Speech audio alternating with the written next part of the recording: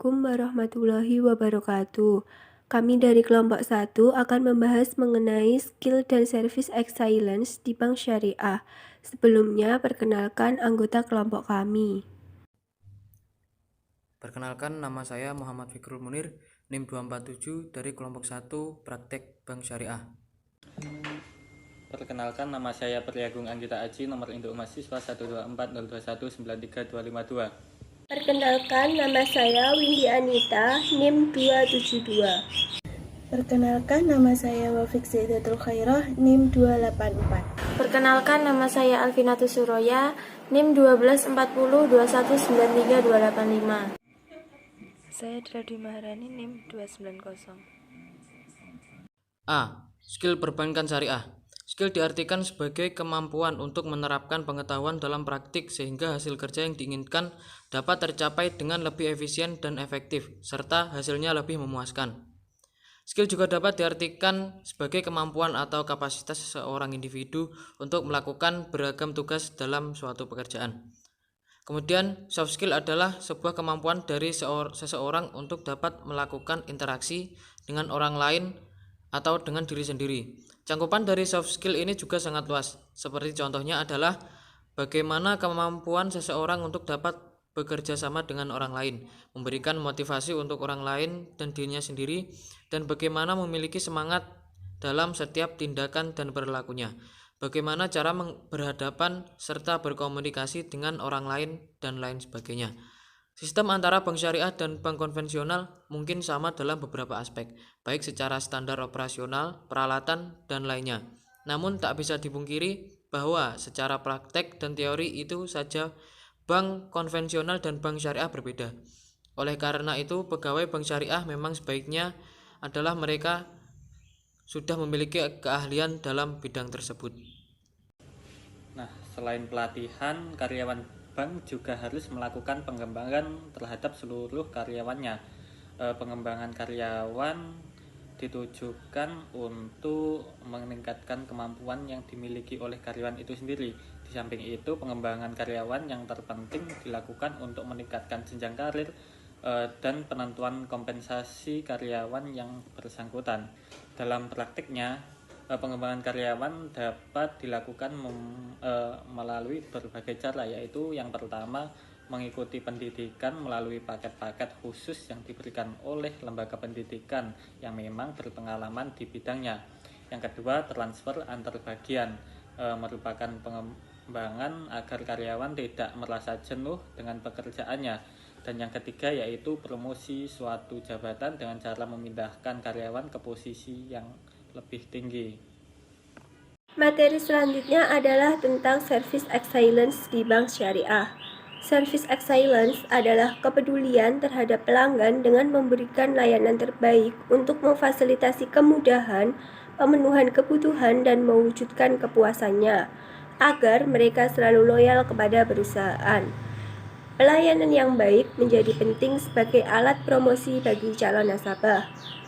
Konsep service excellence merupakan konsep Islam secara umum, sehingga tidak ada lagi alasan bagi perbankan syariah tidak menerapkan konsep ini dalam memberikan pelayanan kepada nasabahnya. Menurut Muhammad Idris dalam artikelnya menggagas service excellence perbankan syariah, salah satu faktor utama para nasabah memilih sebuah bisnis adalah berdasarkan pada kualitas pelayanan yang diberikan oleh bank tersebut. Semakin baik kualitas yang diberikan, maka akan semakin banyak nasabah yang memilih bank tersebut. Begitu juga sebaliknya. Menurut Rianto, setidaknya ada beberapa kriteria pokok kualitas pelayanan, yaitu sebagai berikut. Yang pertama, berwujud. Definisi operasional atau indikatornya dikembangkan berwujud berupa memiliki peralatan dan teknologi mutakhir, memiliki fasilitas-fasilitas yang menarik secara visual, dan karyawan berpenampilan rapi dan profesional. Yang kedua, kehandalan. Kemampuan untuk melaksanakan jasa yang dijanjikan dengan tepat dan terpercaya, cekatan dalam melayani, serta tidak menunda pekerjaan. Yang ketiga, keterhandalan, yaitu meliputi karyawan memberikan sambutan yang baik pada saat ada jamaah datang, waktu pelayanan yang disediakan sesuai dengan jadwal yang diinformasikan, karyawan bersikap simpatik dalam menghadapi masalah atau komplain jamaah, menyediakan layanan sesuai yang dijanjikan, dan menyimpan data secara benar dan akurat. Yang keempat yaitu ketanggapan, yang meliputi selalu memberitahukan mengenai jadwal pelayanan, memberikan layanan bagi pelanggan dengan cepat dan tepat waktu, karyawan mau membantu pelanggan di dalam kelengkapan administrasi, dan karyawan tidak pernah merasa sibuk dalam menanggapi permintaan nasabah. Yang kelima yaitu kompetensi. Kemampuan setiap orang dalam suatu perusahaan memiliki keterampilan dan pengetahuan yang dibutuhkan agar dapat memberikan jasa tertentu, meliputi pengetahuan pegawai tentang produk atau jasa yang ditawarkan, keterampilan petugas dalam melayani konsumen, dan kecepatan pelayanan. Yang keenam, keyakinan, yaitu meliputi karyawan mampu menanamkan kepercayaan kepada nasabah, karyawan memberikan rasa aman dalam memberikan layanan terhadap nasabah, karyawan senantiasa bersikap sopan dan ramah, karyawan memiliki pengetahuan yang cukup untuk menjawab pertanyaan nasabah, dan karyawan dapat dipercaya. Yang ketujuh yaitu tata krama. Kesopanan meliputi sikap sopan santun, perhatian, dan keramahan. Yang kedelapan, kredibilitas, yaitu sifat jujur dan dapat dipercaya. Yang kesembilan, keamanan, yaitu aman dari bahaya, resiko, atau keraguan. Yang kesepuluh, akses, yaitu kemudahan untuk ditemui atau dihubungi. Yang kesebelas, komunikasi, yaitu memberikan informasi kepada pelanggan dalam bahasa yang dapat dipahami oleh para pelanggan atau jamaah, serta selalu mendengarkan saran dan keluhan pelanggan atau jamaah. Yang ke-12, perhatian kepada pelanggan. Usaha untuk memenuhi kebutuhan pelanggan yaitu meliputi memberikan saran dan pendapat sesuai dengan kondisi pelanggan, pemahaman terhadap kebutuhan pelanggan, dan perhatian khusus terhadap pelanggan. Yang ketiga yaitu kepedulian, yang meliputi karyawan memperhatikan terhadap kepentingan nasabah, yaitu memberikan konsultasi nasabah. Karyawan tanggap terhadap kebutuhan nasabah yang diinginkan, karyawan selalu siap merespon permintaan nasabah, karyawan menangani nasabah dengan penuh perhatian dan kesabaran, dan menyediakan tempat layanan yang nyaman dan aman. Menurut Nina Rahmayani, terdapat beberapa tujuan pelayanan prima, yaitu yang pertama, memberikan rasa puas dan kepercayaan pada konsumennya. Kualitas memberikan dorongan kepada pelanggan untuk menjalin hubungan yang kuat dengan perusahaan. Yang kedua, kemudian adanya pelayanan prima tetap terjaga dan merawat pelanggan merasa diperhatikan dan dipentingkan segala kebutuhannya atau keinginannya. Dan yang terakhir yaitu upaya mempertahankan pelanggan agar tetap loyal untuk menggunakan produk barang atau jasa yang ditawarkan. Adapun beberapa manfaat yang didapatkan atas diterapkannya pelayanan prima adalah sebagai berikut. Yang pertama, meningkatkan citra perusahaan, citra atau nama perusahaan yang dapat diledakkan dengan sebuah usaha pelayanan prima. Yang kedua, loyalitas pelanggan atau nasabah. Loyalitas merupakan keadaan yang bisa dibentuk. Yang ketiga, memberikan kesan baik setiap pertemuan antara pelanggan dengan perusahaan bagian frontliner atau CS pasti menimbulkan kesan. Dan yang terakhir, mendapatkan timbal balik yang sesuai dengan aspek yang dilakukan oleh CS.